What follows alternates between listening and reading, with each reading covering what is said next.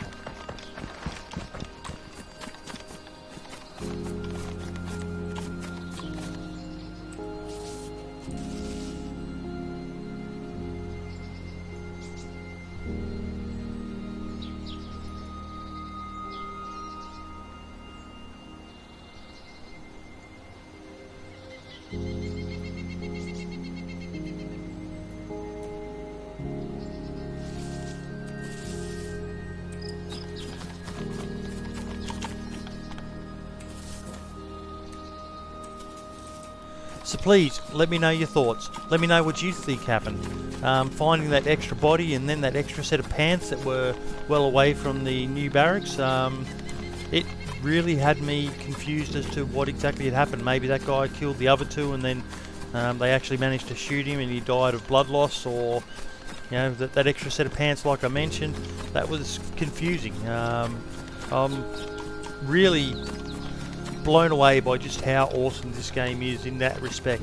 And as I mentioned earlier, if they do decide to extend the amount of time that the bodies can hang around, the other point for this as well that I want to make is it's going to enable you to get a better feel for an area as well. Northwest Airfield, there's a lot of people who love to camp there. Unless you actually hear them shooting, there's really no way for you to know that there is someone hanging around there. And yeah, I know that could be argued that that's just the luck of the draw, but 10 minutes for a body, I don't think that's long enough. And if there's evidence of a trail of bodies all at a certain area, I think it's pretty fair, even in the big cities. Although I understand that there will be issues with that and the engine and so on, stuff that's far more complicated than I understand. I am aware that it may cause issues for them, but I strongly do feel that there is an argument for bodies to hang around for at least 30 minutes and for the loot to be dealt with by the central loot economy. It'll just add another aspect to the game, which, hey, it's great already, but anything they can do to make it better. These are just my thoughts. Let me know your comments on what you think happened and on this idea of mine. Love to hear from you. As always, I reply to everyone. Catch you later, and ciao for now.